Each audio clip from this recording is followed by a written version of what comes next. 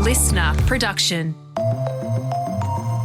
Hi, Natarsha Belling with you and welcome to the afternoon edition of The Briefing. Coming up in our deep dive, how a private ankle monitoring company went bust and left accused criminals who were on bail unchecked in our community. The journalist who broke this shocking story will join us to reveal all the details. But first, let's check the afternoon headlines this Tuesday, the 12th of August. As many financial experts widely predicted, the Reserve Bank has cut official rates this afternoon. It comes after the RBA surprised the market last time by leaving rates on hold. Today is the third official rate cut this year, lowering the cash rate to 3.60%, the lowest since April 2023. The move follows latest quarterly data showing inflation is easing, giving the RBA confidence to cut this month. Here is RBA Governor Michelle Bullock. The board's strategy, as you know, has been to bring inflation down while avoiding a sharp rise in unemployment. Because we didn't take rates as high as some other countries, it may be that we don't need to reduce rates as much either. US President Donald Trump has deployed the National Guard in Washington, D.C. and seized control of the local police department. The president says he made the executive decision to crack down on crime. I'm announcing a historic action to rescue our nation's capital from crime, bloodshed, bedlam, and squalor. And worse. This is Liberation Day in D.C., and we're going to take our capital back. Latest data shows the incidence of violent crime in Washington, D.C. has dropped by 26% since August last year. And US rapper Snoop Dogg has been announced as the headline pre-game entertainment for the AFL Grand Final at the MCG on September 27. The Dog father, or the Snoop D-O-double-G, behind hits including Drop It Like It's Hot, made the big announcement on the AFL's social media today. 100,000 fans and the best two teams. And your boy, Big Snoop D-O-double-G at the MCG. Can't wait to see y'all in September for the Telstra pregame entertainment, brought to you by me. Now it's time to get into our deep dive on the shock overhaul of ankle monitoring on accused criminals in Australia. This week, News Corp newspapers exposed the private company behind monitoring accused offenders out on bail had gone bust without telling authorities. That left an unknown number of alleged criminals, some facing serious charges, unmonitored in our communities across New South Wales and Victoria. Joining us to find out how this could happen is one of the journalists behind the explosive story, Josh Hanrahan. Josh also found out that ankle monitoring on those on bail will now soon be phased out altogether, with a sometimes flawed system with concerning loopholes set to take its place. Josh, thanks so much for joining us. When all of us read the details of this story in New South Wales, and also I understand a number of other states and territories, we couldn't believe it. Can you recap exactly what you exposed in your investigation? Yeah, so if you go back to the start of the year, there was an incident with a company called BailSafe, and BailSafe had been set up as a private company, and their whole business was about monitoring alleged criminals who are out on bail with ankle monitors. You know, those things that you so often see. Well, they're pretty noticeable when you do see somebody wearing one, because you think, okay, that's an interesting fashion choice. And essentially they are there to monitor accused criminals around the clock. If they are tampered with, if they go flat, if for any reason they stop transmitting a signal, then police are meant to be notified urgently. But what happened with the case of BailSafe is that police realised that in some cases, days, if not weeks, accused crooks were going unmonitored. We uncovered it because there's a rehab facility up the Central Coast, and earlier this year, New South Wales got smashed with some wild storms, and this facility didn't have power for a few days, and there were a number of individuals in there who were wearing these monitors. And so what it meant was that for a few days, they were unable to charge their monitors, and their monitors had gone flat.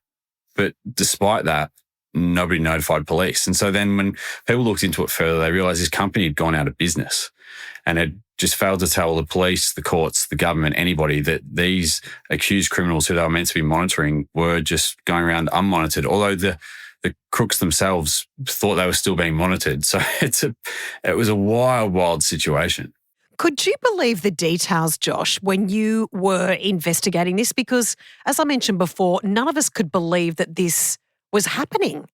Yeah, no, we couldn't. It was incredible. You know, I spoke to a few lawyers of clients who were meant to be wearing these ankle monitors, and they said, geez, they've been really hard to get in touch with this company. You know, initially they came through and promised the world and said, you know, it'll be cheaper, it'll be more cost effective, you'll have better access and whatnot for the police. But then all of a sudden they couldn't get on to anybody.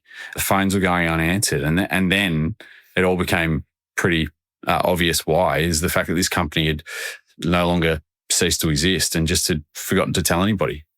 We'll talk about what actually happens from now regarding these alleged criminals in a moment, Josh. But can I ask, this company, how did they get the contract and how did they just close down without notifying any authorities, considering the risk involved? Yeah, well, that's the exact question the government asked. And so the government, off the back of this coming out in the Daily Telegraph, they launched an inquiry in New South Wales. There was also accused criminals in Victoria who were using this company. Victoria did the same thing. And essentially both states came back and said, we're no longer going to use private ankle monitoring companies. It was a big change because ankle monitors have been a massive part of the bail system for a long time. It has allowed a number of individuals who have faced, you know, very serious charges, be it major drug importations, be it murders, be it domestic violence charges, whatever it may be.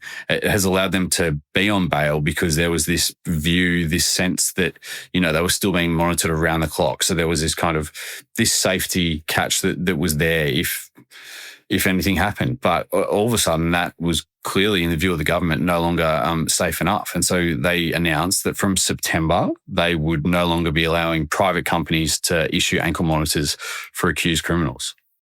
So if they're not using these private companies, are they using any form of monitoring these alleged criminals that are out on bail? Or are they just in our community completely unmonitored?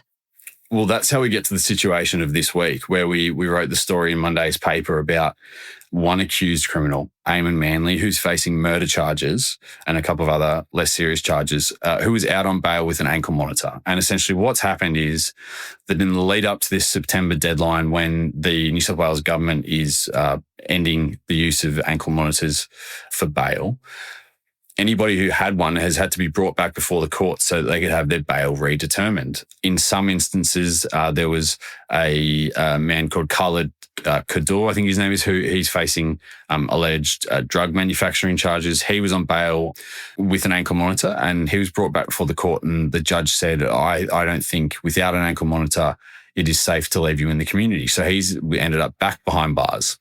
And so that's what actually led us to start looking at what was happening with the rest of, you know, these individuals who have ankle monitors. And that's how we ended up finding out about Eamon Manley, who went back to court last week to have his bail redetermined, and who, instead of having an ankle monitor, has been ordered to send New South Wales Police a selfie every hour between 8 a.m. and 8 p.m. every day as a bit of a fail-safe in place of the ankle monitor.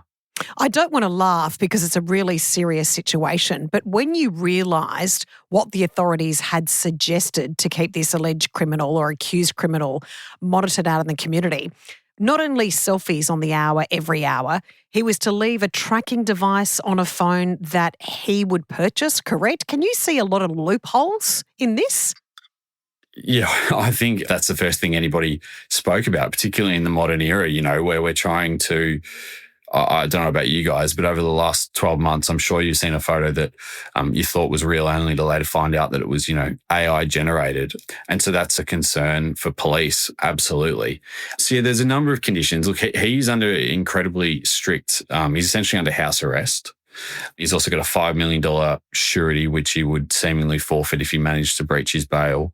But then the ankle monitor was kind of the thing that allowed authorities to keep an eye on him at all times, you know, because if they are tampered with or cut off, an alarm goes off and the police should, in theory, shoot around there quick smart to work out where he is, what's going on.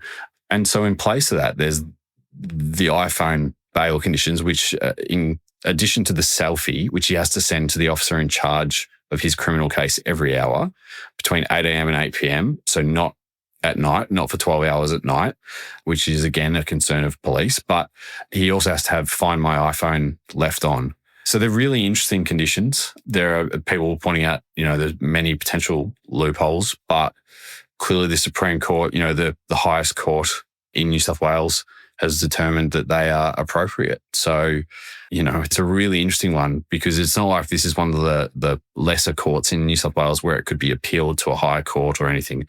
The police have pretty much just had to cop it sweet on the chin. So, Josh, from an overall point of view, and we're not talking about specific cases here, but through your investigation and reporting, have sources told you there are dangerous loopholes, that this could put people in the community at risk, and also, in some circumstances, alleged criminals could very easily work through those loopholes and get up to all sorts of trouble?